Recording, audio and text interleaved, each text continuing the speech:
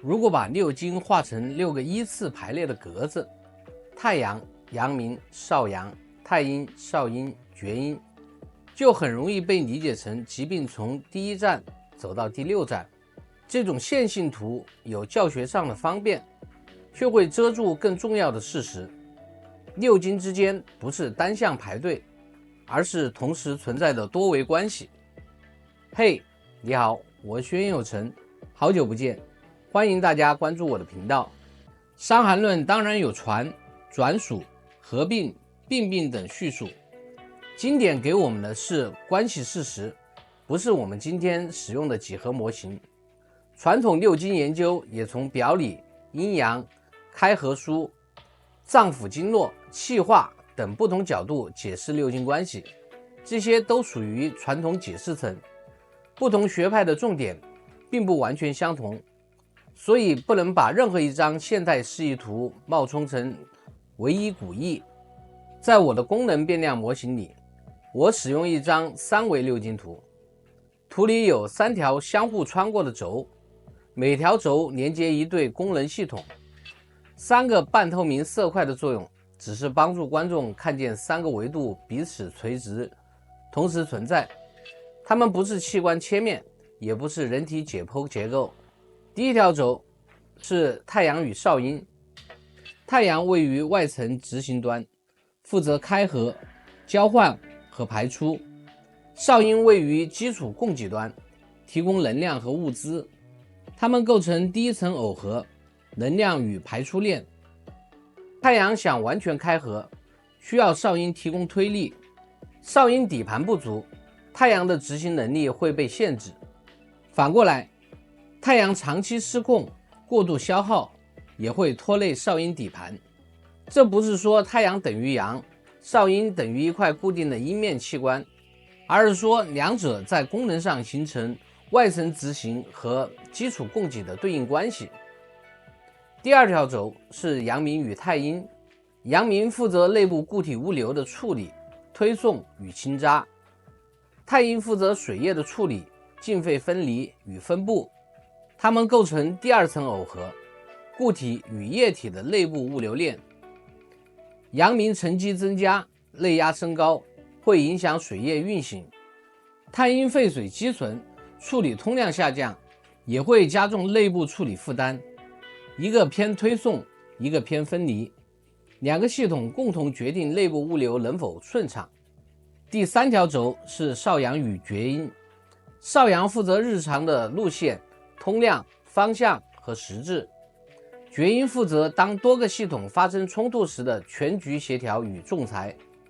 它们构成第3层耦合，日常调度与危机总控链。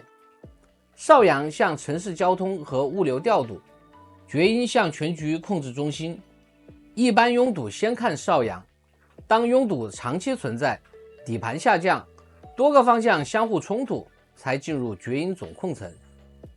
把3条轴放在一起，六经就从6个盒子变成3个功能队：外层执行与底盘供给，内部固体处理与液体处理，日常调度与危机总控。这张图至少解决了3个误会。第一个误会是认为3阴病只是在疾病后期出现，在3维模型中，少阴、太阴、厥阴并不是排在阳经后面的3个站点，它们从一开始就与对应的阳面系统共同运行，只是平时可能不成为主导故障。第二个误会是认为一个人一次只能落在一个经，真实系统可以同时在多个维度偏移。太阳开合异常时，少阴底盘可能也不足；阳明沉积增多时，太阴水液也可能被牵连。关键不是选一个标签，而是判断哪个主导，哪个是继发，哪个只是监证。第3个误会是认为图上的距离等于生理距离。3维图表达的是功能关系，不是器官空间。轴、平面、方向和距离都属于语言模型，用来提示耦合、对立和共同变化，不能被当成真实人体结构。为什么要画成3维而不是3张平面图？因为复杂状态往往同时跨越多个功能对。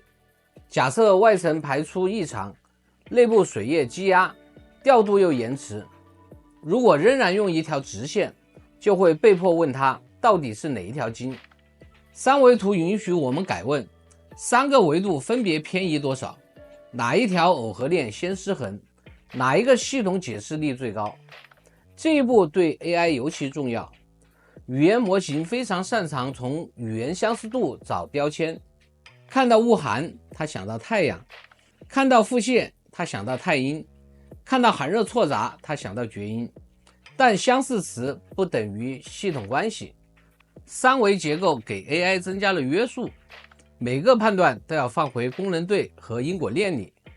比如太阳无力排出，不仅要检查太阳 O 和太阳 R， 还要检查少阴 EB 是否提供了足够动力。阳明负满，不仅要看阳明 P 和阳明 D， 也要看太阴 W 是否增加了内部负担。少阳反复不畅，也要检查是否已经损耗底盘并触发厥阴冲突。这样一来，六经判断就不再是6选1，而是一个受关系约束的网络判断。这张图在实际使用时可以分3步读取。第一步，先在3条轴上分别寻找证据，不急着选主导系统。外层执行与底盘供给有没有偏移？内部固体与液体物流有没有偏移？日常调度与危机总控有没有偏移？第二步，观察同一条轴两端的关系，是一端独立失灵，另一端只是受限，还是两端相互拖累，形成耦合故障？第三步才比较3条轴的解释力和时间顺序，确定主导层、继发层和安全门。这样使用三维图是一张推理地图，如果只是把一个症状贴到某个轴端，它仍然会退化成六经标签图。三维图也要加入时间，坐标只能说明某一时刻各维度的状态，连续的多个坐标才构成并程轨迹。今天太阳轴偏移，明天少阴端继续下降，后天少阳调度又出现实质。这条轨迹比任何单帧标签更接近传变的系统表达，但轨迹仍然是模型翻译。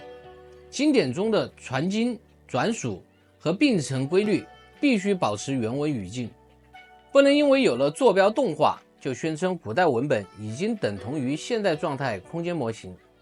现在把4种知识身份放回这张图，经典原文提供合并、并、传变和六经正合的文本材料，传统解释提供表里、阴阳、开合书、气化等关系语言。3条轴、3个功能对、半透明平面和变量耦合，是功能变量模型的结构化翻译。本集最重要的一句话是，六经不是6个依次经过的盒子，而是3对同时运行、相互耦合的功能系统。下一集我们将用这张关系网处理一个争议很大的问题：淤血到底属于哪里？我的答案不是第7经，而是把它定义为跨系统形成，通过少阳通畅度表现出来的病理产物。我是轩有成，功能变量创始人。世界不是物体，而是关系。我们下期再见。